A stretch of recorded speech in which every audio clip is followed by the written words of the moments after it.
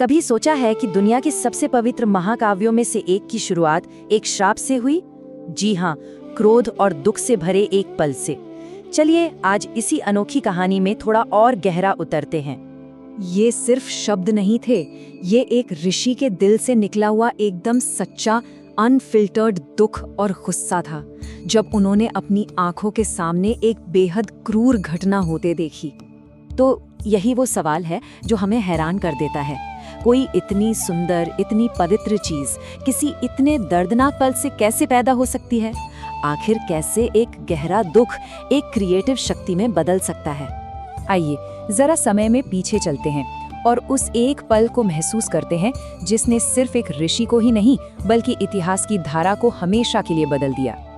जरा सोचिए, जंगल में एकदम शांति है, हवा में बस पक्षियों की चहचहाहट और पत्तों की सरसराहट है, और वहाँ ऋषि वाल्मीकि दो क्रॉन्च पक्षियों के एक जोड़े को देख रहे हैं जो एक दूसरे के प्रेम में पूरी तरह से डूबे हुए हैं। और फिर अचानक एक ही पल में सब कुछ बदल जाता है। एक शिकारी का तीर उस शांति को चीरता हुआ आता है और नर पक्षी को लग जाता है। वो बेचारा बेजान होकर जमीन पर गिर पड़ता है। और बस यहीं पर कुछ कमाल का होता है। ऋषि का दुख और गुस्सा सिर्फ एक चीख बनकर नहीं रह गया, नहीं, वो अनायास ही एक परफेक्ट काव्य छंद में फूट पड़ा, जिसे श्लोक कहते हैं। मतलब सोचिए, उस गहरे दुख के पल में एक दिव्य प्रेरणा से भरी हुई कविता का जन्म हो गया। वाल्मीकि खुद हैरान थे कि ये मेरे मुंह से कैसे निकल गया। लेकिन जहाँ एक तरफ वाल्मीकि धरती पर इस दुख को महसूस कर रहे थे, वहीं दूसरी ओर स्वर्ग में एक बहुत बड़ा तूफान चल रहा था। एक ऐसी समस्या जिसके सामने देवता भी लाचार हो गए थे। मिलिए रावण से। वो सिर्फ एक राजा नहीं था, वो अहंकार और क्रूरता का दूसरा नाम था। उसका आतंक इतना फैल गया था कि उसने स्वर्ग में भी कहर बरपा रखा था, जहां उसकी बुरी नजर दिव्य नृत्यांगना रंभा पर पड़ी। उसकी ताकत इतनी ज्यादा थी कि तीनों लोकों, स्वर्ग, पृथ्वी और पाताल में कोई भी उसके खिलाफ खड़े होने की हिम्मत नहीं कर पाता था। हर तरफ बस अंधेरा और डर का माहौल था।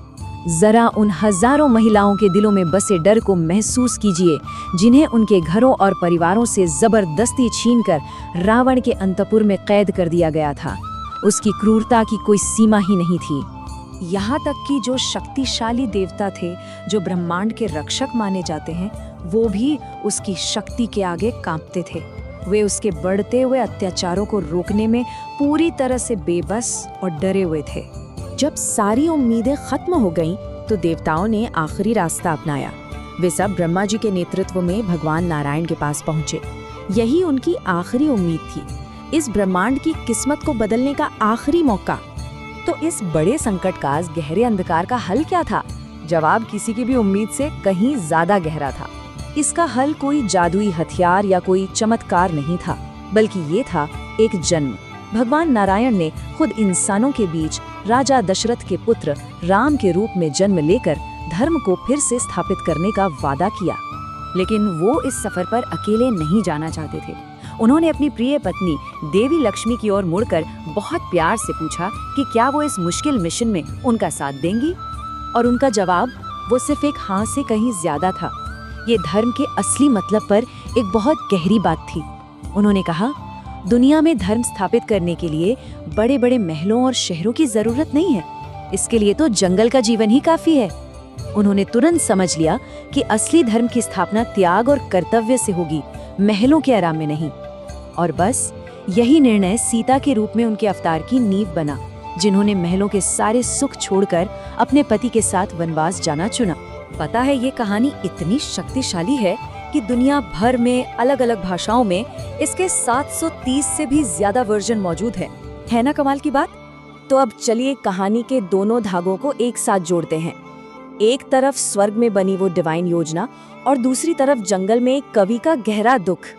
जैसे ही वाल्मीकि के मुंह से वो शाप निकला और हवा में घुल गया, उनके दुख के बीच में ही एक चमत्कार हुआ। खुद सृष्टि की रचयिता भगवान ब्रह्मा उनके सामने प्रकट हो गए। उसी पल वाल्मीकि के व्यक्तिगत दुख को एक दिव्य मकसद मिल गया। ब्रह्मा जी ने उन्हें बताया कि उनके दुख से जो ये श्लोक जन्मा है, यही उस महाकाव्य की पहली कड़ी बनेगा जो राम की कहानी पूरी दुनिया को सुनाएगा। ये सोचना कितना अद्भुत है कि मर्यादा पुरुषोत्तम राम की आदर्श कहानी का जन्म एक इंसान के दुख, क्रोध और करुणा से भरे एक अधूरे पल से हुआ। तो ये बात हमें एक बहुत गहरे सवाल पर लाकर छोड़ देती है ना, कि दुनिया का सबसे बड़ा महाकाव्य जो हमें व्यवस्था और कर्तव्य सिखाता है, उसकी शुरुआत करुणा से भरे क्रोध के एक पल में होती है। ये मानवीय भावनाओं की ताकत और उसके पीछे छिपे दिव्य उद्देश्य के बारे में हमें क्या बताता है? सोचने वाली बात है।